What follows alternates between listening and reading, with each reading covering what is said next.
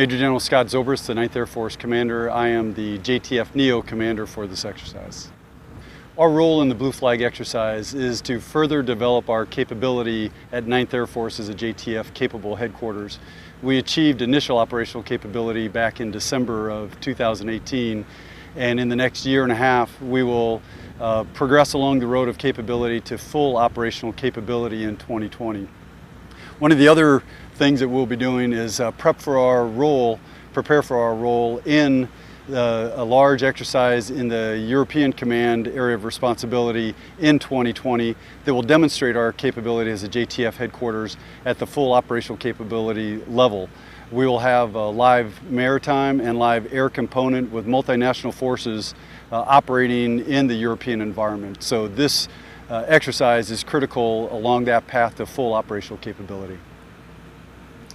The major differences between previous exercises and this Blue Flag exercise and our role in it is that in previous exercises, many of the subordinate forces were simulated.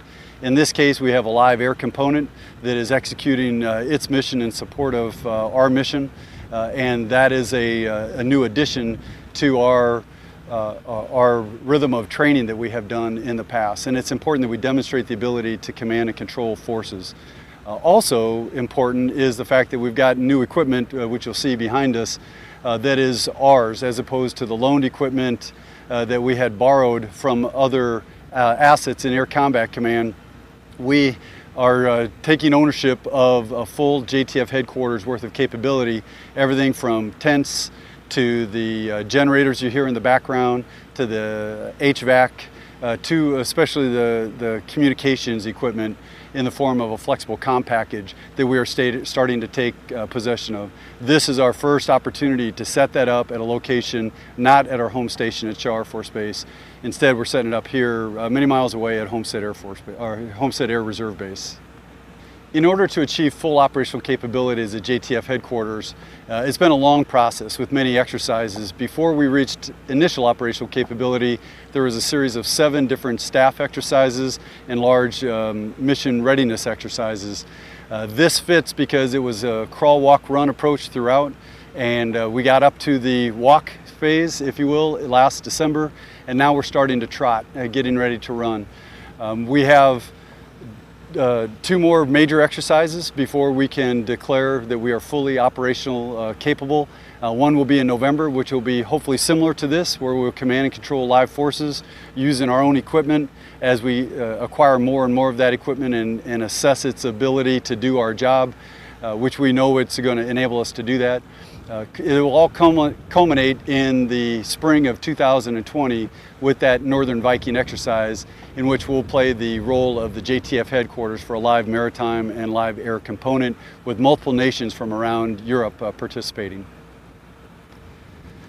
What we hope to gain out of this Blue Flag exercise from 9th Air Force perspective is to further our development as a mature JTF headquarters. We're going to develop processes further along the road that you would see at a operational command that we're growing to. We are able to demonstrate the command and control of live forces in this case. We're also going to continue to further use our equipment and wring it out, make sure it's working and doing the things that we need to. We will have 2 more major exercises before we declare full operational capability.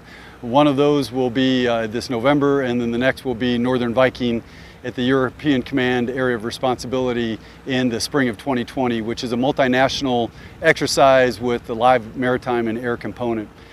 In this exercise, we have a variety of different participants from not just other services, but other nations as well. The United Kingdom is represented here, and they're going to be a key partner for us as we continue on that path to a mature JTF headquarters. So exercising with them here is a really important part of what we're doing. One of the newer things we are doing this time is using our equipment as a fully operational Joint Ops Center, or JOC as we call it.